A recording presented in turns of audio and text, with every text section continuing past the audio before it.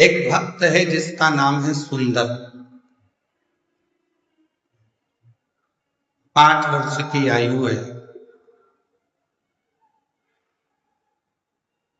तमिल के पुराण में इसका वर्णन है।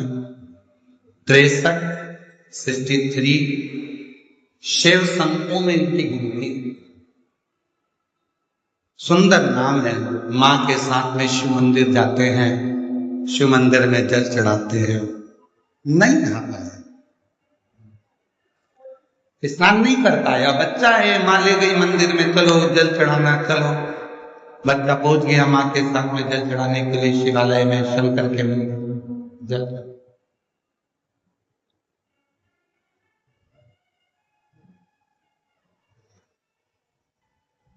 सुंदर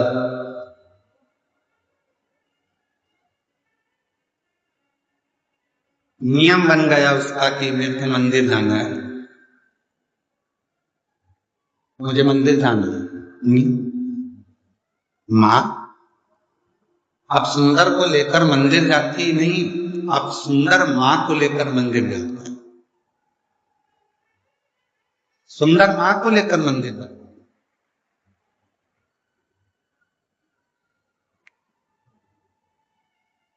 यहाँ बॉम्बे के एक जजमान परिवार बैठे हुए हैं, दोनों पति पत्नी, जो अभी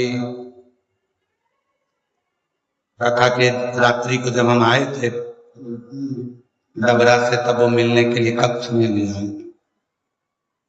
और कुबरेश्वर बाबा के शिवलिंग आदि के लिए उनका कहाँ बैठे, दोनों खड़े हो, तो खड़े हो जाते। ये दोनों ऐसे यजमान हैं कि इनके बेटा मुंबई में जॉब करता है और बेटा कहकर भेजता है, मामा तुम सीवर वाले बाबा की कथा में यजमान नहीं बनी इसका, चलो जाओ। 3 साल से लगातार ऐसा कोई तीर्थ नहीं छोड़ रहा बेटा और माँ बाप को। और खुद भी आता है 1 दिन के लिए, फ्लाइट से आता है, रुकता है और कथा श्रवण कर। मैं धन्यवाद देता हूं आपके पुत्र को भी, बहुओं को भी, बच्चों को भी। बेटे साथ बचपन में माँ बाप अपने बच्चों को मंदिर तक लेकर जाते हैं। बचपन में माँ बाप अपने बच्चों की परवरिश करते हैं, उसको पालते हैं, रखते हैं, संभालते हैं, सारा विद्या, शिक्षा, चिकित्सा सब देते हैं। एक दिन बच्चों के मन में भी वो भाव आना चाहिए कि मेरी माँ का मन है, मेरी माँ का मन है। एक बार उससे कुबरेश्वर धाम जाना है, मेरी माँ का मन है, उसे कुबरेश्वर धाम जाना है। और जिस दिन बेटा अपनी माँ से कह दे, माँ चल मैं तेरी फ्लाइट कराता हूँ, मैं तेरी टिकट कराता हूँ, मैं तेरी ट्रेन कराता हूँ, मैं तेरे लिए गाड़ी कर हम हमेशा यहाँ वहां जाते हैं, अब की बार चल तेरे बाबा कुबेर भंडारी के दरवाजे पर, तेरे गुरु के पास में, जिसकी कथा तू निरंतर श्रवण करती है, उस कुबेरेश्वर बाबा के दरवाजे पर तुझे लेकर चलता हूं। माँ की सबसे बड़ी गिफ्ट, आज के जमाने की माता की सबसे बड़ी गिफ्ट, पूरे भारत की जितनी माँ है उनको गिफ्ट में अगर कुछ चाहिए तो वो बोल नहीं सकती, और ईमानदारी से कहता हूं पूरे विश्व की माँ अगर गिफ्ट में चाहती है तो एक बार कुबरेश्वर धाम आना है।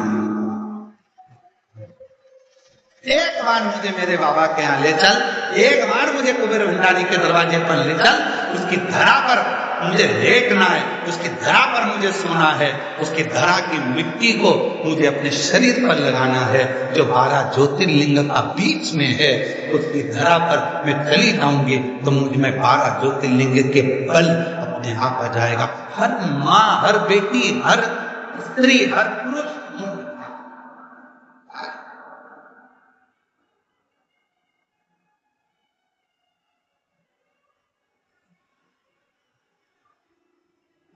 सुंदर की माँ पहले मंदिर लेकर जाती थी, अब सुंदर मंदिर लेकर जा रहा, मम्मा चलो आई चलो।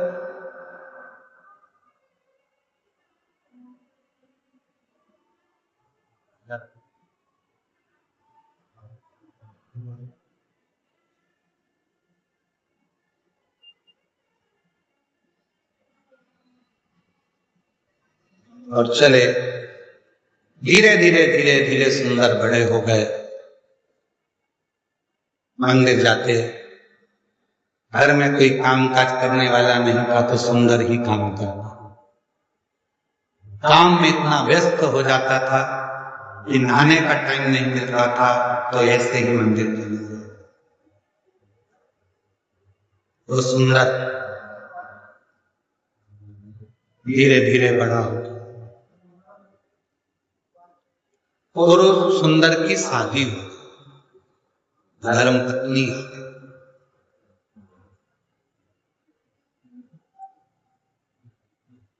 धर्म पत्नी आई, 3-4 दिन मंदिर नहीं गया। 4 दिन के बाद, आज नहाने के बाद स्नान करा, स्नान करके मंदिर गया तो शंकर भगवान का शिवलिंग ही मंदिर से गायब हो गया। शिव जी का शिवलिंग उस मंदिर से गायब था, शिवलिंग नहीं दिखा। सुंदर ने मंदिर के लोगों से पूछा, यहाँ भोलेनाथ जी थे, कहां चले? उस शिवलिंग का नाम भी लिखा था, हम थोड़ा ध्यान में नहीं आ रहा है इसलिए हम उस शिवलिंग का नाम नहीं बोल पा। उस मंदिर का भी नाम लिखा, मंदिर में से शिवलिंग गायब है।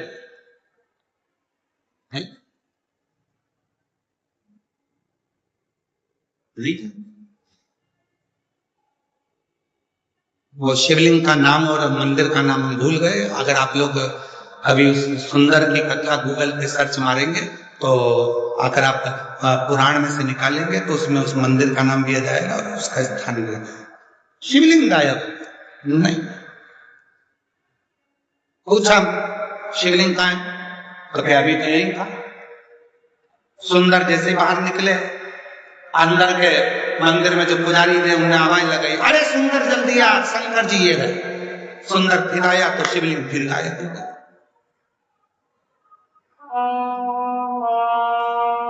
सुंदर ने कहा कहाँ है शिवलिंग? फिर गया, फिर शिवलिंग आया, फिर गया, फिर शिवलिंग आया। सुंदर को समझ नहीं आया आखिर ऐसा हो क्यों गया।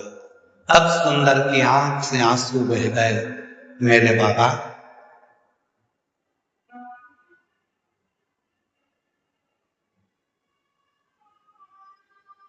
मेरी शादी हो गई इसलिए क्या तुम रूठ गए? शंकर भगवान सामने प्रकट हो गए, तेरी शादी से नहीं रूठा हूं, आज तुम नहा के आ गया इसलिए रूठा हूं। तेरी शादी से नहीं रूठा हूं, आज तुम नहाकर आया है इसलिए रूठा हूं। रोज बिना नहाए आता था तो लगता था मेरा बेटा आया है, आज ऐसा लग रहा है कि कोई पराया आया। तू जैसा है वैसा ही रहे, तू जैसा बसता है वैसा ही है, दिखावा नहीं है। दिल साफ रखना, शरीर भले कैसा भी, तेरा शिव।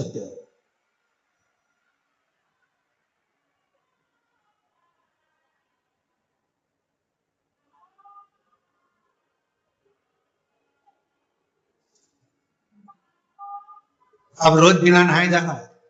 एक दिन शिव जी ने फिर उसको रोक लिया, सुंदर कहां जा रहा है?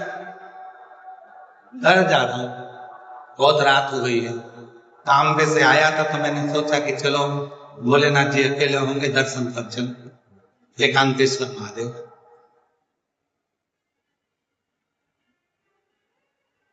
सुंदर का my best friend Shiv Shankar को बहुत सुंदर दोस्त बना दिया था। एक दिन शिव जी ने पूछा, क्यों रे सुंदर, मैं ज्यादा अच्छा लगता हूं कि तेरी पत्नी ज्यादा अच्छी लगती है? सुंदर टेंशन में पड़ गया, सुंदर टेंशन में पड़ गए।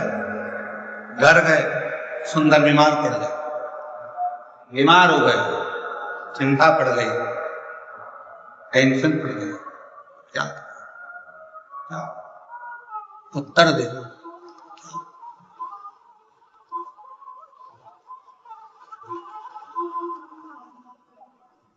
क्या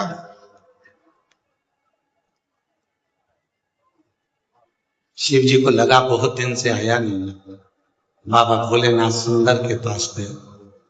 सुंदर, ये क्या शरीर बना रखा है, क्या हो गया तेरे को?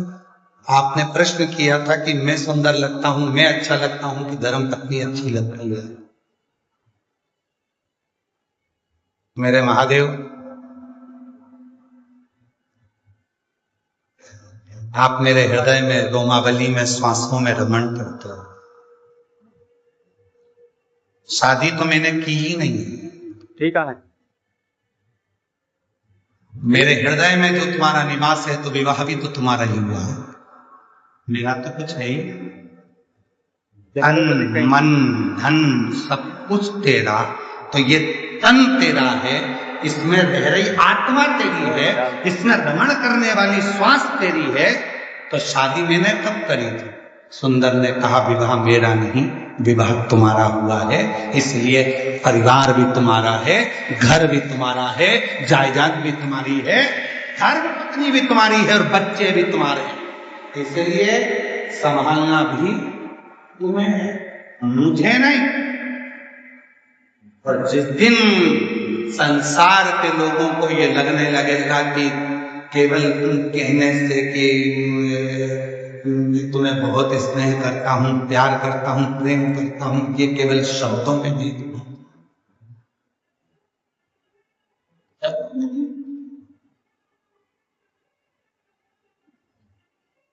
प्रेम में समर्पण, ये शब्दों में।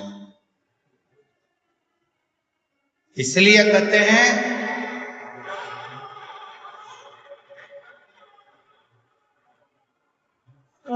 पैर फिसलेंगे चल जाएगा,